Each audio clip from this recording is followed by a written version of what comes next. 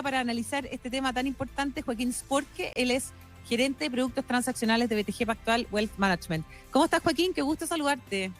Hola, Cata, muy bien. ¿Y tú? Bien, gracias. Qué bueno que estés con nosotros hoy día para entender lo que ha pasado con el dólar. ¿Qué factores locales están explicando el movimiento del peso frente a otras monedas latinoamericanas? Sí, efectivamente ha sido un muy buen año para las monedas emergentes, para las monedas latinoamericanas en general, y también un muy mal año para el dólar. Eso explica de buena forma el buen desempeño que han tenido en general todas las monedas fuera de Estados Unidos, no solamente emergentes, sino que también desarrolladas. Así que básicamente el primer semestre estuvo muy marcado por una caída de doble dígito en el dólar a nivel global, y el peso de alguna manera se acopló a eso, pero en menor medida que sus pares latinoamericanos. Pero lo más quizás relevante ocurre durante el mes de julio, en donde el peso chileno tiene un desempeño de un 4.21% negativo. En ese contexto el dólar tiene un rebote luego de un muy mal primer semestre, pero las monedas latinoamericanas se mantienen en un pie firme en el año. De hecho, el real ha subido más de un 13% en el año, el peso mexicano ha subido cerca de un 12% en el año, el peso colombiano, que tiene hartos temas internos Colombia, hartos temas fiscales también, ha subido un 9% en el año, y nuestra moneda solamente se ha fortalecido un 2,7% en el año. Tú preguntabas dónde viene quizás esta explicación. Son varios factores. Bueno, lo primero, estamos en un año electoral, eso siempre genera algo de incertidumbre. Así, De hecho, coincide la depreciación del peso, que fue mayor a sus pares, con las primarias que hubieron a fines de junio, pero también... Después de las primarias se hicieron muchas operaciones como de salida de dólar. Te quería preguntar a propósito de lo mismo. Julio fue un mes en general en donde hubo mucho flujo de compra de dólares. De hecho, los inversionistas extranjeros compraron 5.400 millones de dólares en el mercado de derivados forward. 5.400 millones de dólares es más del 25% del programa que tiene el Banco Central de recomposición de reserva en los próximos 3 años. Ellos lo hicieron solamente en un periodo de un mes, ¿ya? Eso ¿Y eso explica... qué dice? ¿Qué dice en esa apuesta de los inversionistas?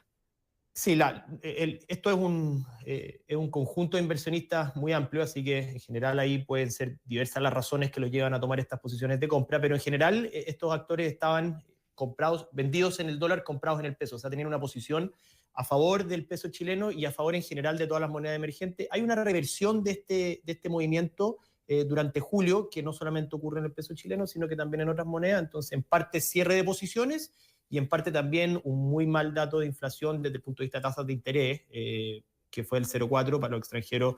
Eso significa que la tasa de interés que tiene el peso chileno es menor que otras monedas, por ende venden el peso chileno y compran monedas con mejores tasas de interés.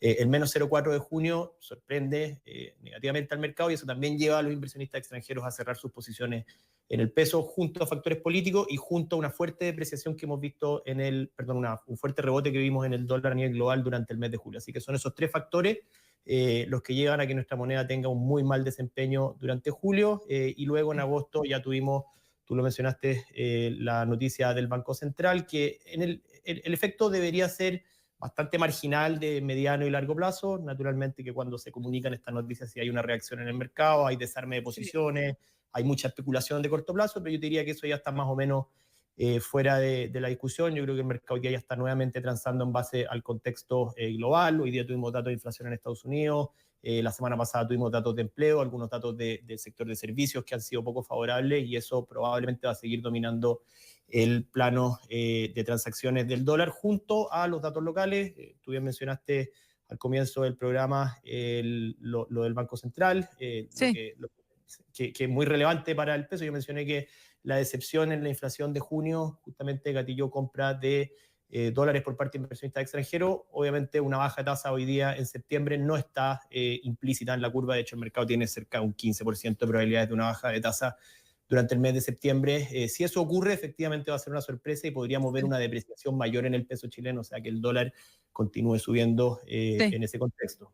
Ahora, Joaquín, con estas declaraciones de Griffith Jones, aprovecho de preguntarte, la consejera de la vicepresidenta del Banco Central, que algo que a todo esto se da mucho en otras partes del mundo, que los consejeros anticipan, o cuando se dan estas como Fed Speak en Estados Unidos, anticipan sus movimientos, sus votaciones, pero ¿se podría esperar un movimiento hoy día particularmente en el mercado cambiario?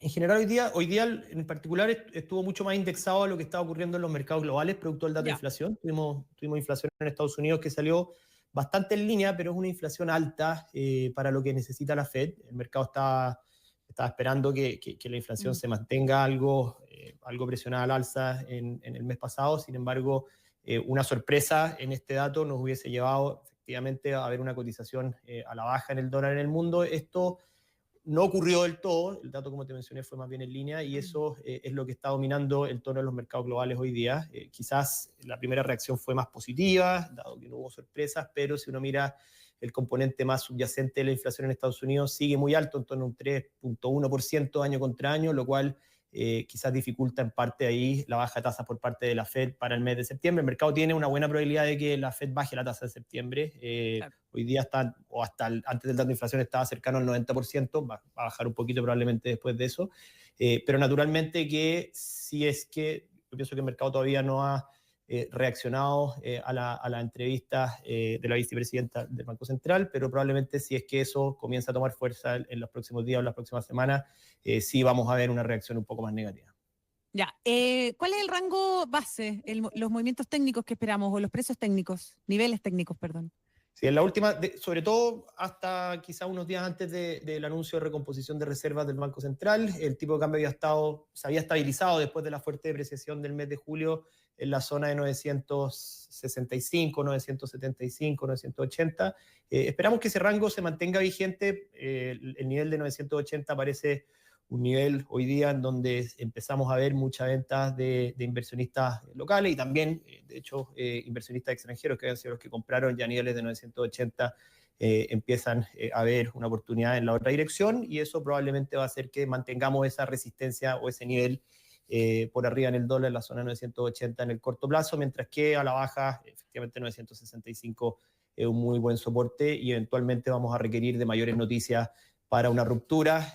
Nosotros creemos que si es que vemos baja de tasa en Estados Unidos durante los próximos meses, y también adicional a eso, ojo, en Estados Unidos, que no lo mencionamos, pero el dato de inflación sale algo más alto, o en línea, pero un dato alto, que definitivamente sí genera algo de duda respecto a la trayectoria de tasas de la Reserva Federal, pero los datos de empleo han mostrado una debilidad relevante. De hecho, el presidente de Estados Unidos la semana pasada despide ahí a la encargada del departamento, principalmente por lo erráticos que han sido estos datos en Estados Unidos, lo desviados que han salido, las revisiones, sobre todo al mes siguiente de que se publica el dato, hay una revisión del mes anterior, y esto ha tenido una desviación muy fuerte, y según el presidente de Estados Unidos, esto habría impedido que la Reserva Federal tome decisiones de política monetaria, como bajar la tasa en su última reunión. Así que los datos en Estados Unidos vienen mixtos, probablemente para que el dólar en Chile converja a la baja, que es nuestro escenario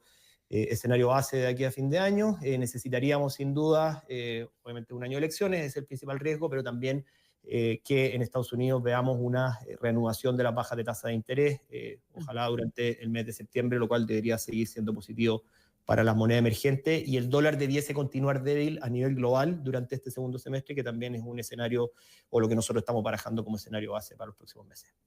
Joaquín Sport te quiere preguntar por el precio del cobre. Si es que el cobre repunta, bueno, ha tenido harto movimiento a propósito del tema arancelario, ¿no es cierto?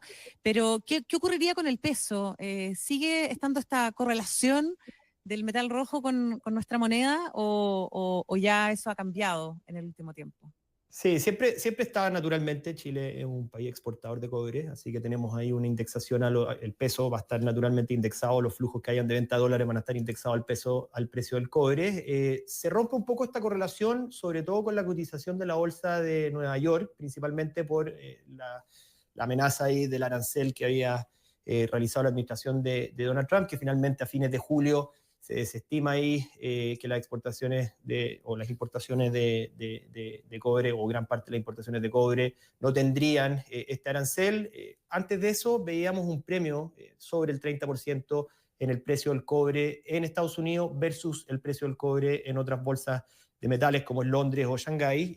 Esto era un premio que naturalmente no se veía reflejado en una moneda más fuerte para nosotros, porque no significaba que las mineras chilenas estén vendiendo un 30% más caro el precio o el mineral en sus exportaciones, por lo cual eso no tuvo un impacto en el peso chileno. De hecho, yo te lo mencioné, el peso chileno ha sido la peor moneda en la región de las grandes, y naturalmente que cuando el cobre cae cerca de un 30%, se cierra ese gap entre Londres y Estados Unidos. Tampoco vimos un impacto negativo en el peso chileno, dado que hoy día eso estaba cotizando más bien por fundamentos internos en Estados Unidos que por efectivamente el precio de las exportaciones de Chile. Hoy día creemos que estamos en un contexto bastante más normalizado, que esa correlación entre el peso chileno y el cobre debiese volver a manifestarse en los próximos meses, así que sin duda que un repunte en el mineral debería ser positivo para nuestra moneda. Hoy día el cobre ha subido cerca de un 10% en el año en la Bolsa de Metales de Londres y después de los anuncios, de los últimos anuncios en Estados Unidos, se ha ajustado también el valor en Estados Unidos a ese 10% que ha tenido retorno en el año en las otras bolsas. Perfecto. Joaquín Spork, estamos hoy día con Joaquín Spork, el gerente de productos transaccionales de BTG Pactual Wealth Management. Hoy día estamos mirando el dólar y quería preguntarte, bueno, por el programa de reservas iniciado por el Banco Central. Leía por ahí que había algunos como temas técnicos a propósito de lo ocurrido en la primera jornada de operaciones del Banco Central. Cuéntame un poco cómo técnicamente cómo se hace esto y qué fue lo que pasó particularmente en la primera sesión de compras. Sí, esto es una subasta.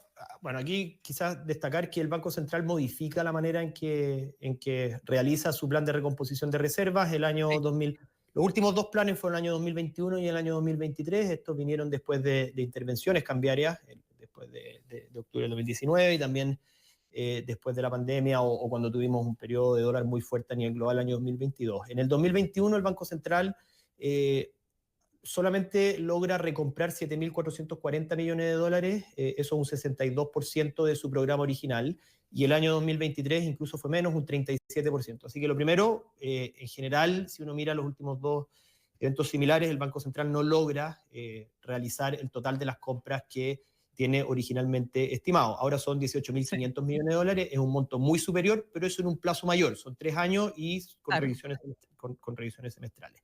Por otro lado, también modifica, sí. perdón, por otro lado, también modifica la forma en que lo hace. Sí.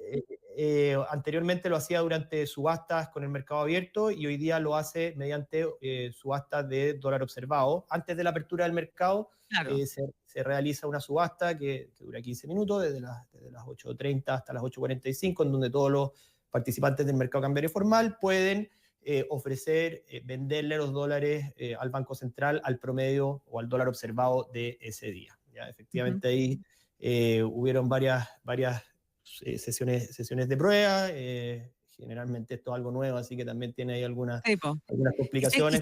¿Se compra todo el tope diario? Ayer no, de hecho ayer solamente se compraron 5 millones de dólares de los 25, porque la demanda total fue 5 millones de dólares. Ya. Tuvieron algunos temas técnicos de horario, quizás por eso ocurrió eso, algunos segundos antes de la hora tope, pero hoy día ya estuvo normalizado. De hecho el Banco Central hoy día logró comprar los 25 millones de dólares, la demanda total fue por 55 millones de dólares, así que te diría que está funcionando ya a partir de hoy día de manera más normal. Perfecto. Ahora, Hacienda mantiene también su venta de dólares, ¿no? Sí, efectivamente, Hacienda tiene... ¿Cómo se incentiva que en el fondo la operación del Banco Central sea atractiva? Claro, bueno, lo de Hacienda es desconocido. El Banco Central ya, en definitiva, lo que manifestó es que todos los días va a comprar 25 millones de dólares hasta nuevo aviso, o cada 6 meses va a revisarlo. La Dirección de Presupuesto o Hacienda lo que hace son, ellos han anunciado que hasta fines de septiembre pueden vender hasta 300 millones de dólares semanales, sin embargo, pueden vender cero. Entonces, a diferencia del Banco Central, las ventas de Hacienda son desconocidas semana a semana. Cada día anuncian entre las 9:30 y las 10 de la mañana el monto a subastar en el día y eventualmente podrían no vender. Entonces, a diferencia del Banco Central, es un flujo que es desconocido, pero es un monto muy superior a lo que vende, a lo que compra el Banco Central. El Banco Central son 25 millones de dólares y Hacienda usualmente vende bloques de a 100 millones al día cuando lo hace. Ya la semana pasada, por ejemplo, vendió 200 millones, 100 millones el miércoles y 100 millones el jueves. No realizó ventas el viernes y el mercado sí estaba esperando que vendan, dado que podía vender hasta 300 semanales. Entonces hay una incertidumbre mayor, pero en general son flujos que el mercado logra absorber de buena forma. Yo creo que lo del Banco Central va a tener un impacto bastante acotado en el precio, dado que es un monto bastante menor. Oye, Joaquín, una última pregunta, a ver si nos podemos como... mirar, o sea, empezar a proyectar lo que pasa de aquí en adelante en nuestro país, que está bien teñido de política, ¿no? Tú decías al comienzo de la entrevista que efectivamente hay un componente del tipo de cambio que hoy día está siendo influido por lo que significa la incertidumbre en torno a la elección presidencial. ¿Qué podríamos esperar de aquí en adelante? ¿Qué driver podría gatillar un movimiento hacia arriba o hacia abajo del dólar en Chile? Sí, naturalmente que a medida que nos acerquemos a noviembre, las encuestas van a ir tomando más relevancia. Hoy día las encuestas tienen bastante volatilidad semana a semana. Yo te diría que el mercado mira hitos un poquito más concretos, cómo fue el resultado de las primarias. Quizás ahí está algo más, o había algo más de consenso, no la última semana, porque las encuestas ya lo habían reflejado, pero un mes antes de las primarias de junio que probablemente podría haber habido un avance de Carolina Toá y no de Janet Jara, y eso era un escenario un poco más, el mercado lo veía como un escenario un poco más positivo. Entonces hubo un hito concreto a fines de junio, efectivamente avanza Janet Jara como la candidata única de la lista, y eso el mercado lo ve con peores ojos que si hubiese avanzado Carolina Toá. Por ahora, probablemente en las próximas semanas, si las encuestas consistentemente muestran alguna direccionalidad, vamos a ver un impacto, pero el mercado yo creo que mira un poquito más de corto plazo hasta un hecho más concreto. La última, en general, entre último mes y 2 meses ya va a ser más relevante el resultado encuesta a encuesta. Y también, naturalmente, que el próximo lunes tenemos también el lunes creo que el 18, la inscripción ahí de los candidatos, y eso también va a ser muy relevante. Vamos a conocer los programas de gobierno, entonces también ahí vamos a tener un poquito más de información para nosotros siempre modelamos los distintos escenarios, le asignamos una probabilidad y con eso tomamos decisiones de inversión para nuestros clientes. Naturalmente que vamos a ir conociendo información nueva en las próximas semanas que nos va a permitir graficar o modelar de mejor manera los distintos escenarios, y esa información nos va a llevar naturalmente a tomar ahí alguna direccionalidad. Entonces, a medida que vayamos conociendo esa información, sí podemos ver un impacto en los precios de mercado. Oye, demasiado interesante. Vamos a estar súper atentos a esos modelos que hacen ahí en BTG Pactual para después comentar contigo, Joaquín, y con algunos de los analistas, de todas formas, lo que podríamos esperar o cuáles son efectivamente los movimientos tácticos que debiesen hacer algunos inversionistas, ¿no es cierto?, con miras a lo que esperamos a fines de este año. Que te vaya muy bien, Joaquín. Muchas gracias. Muchas gracias, Cata. Que tengas buen día. A ti.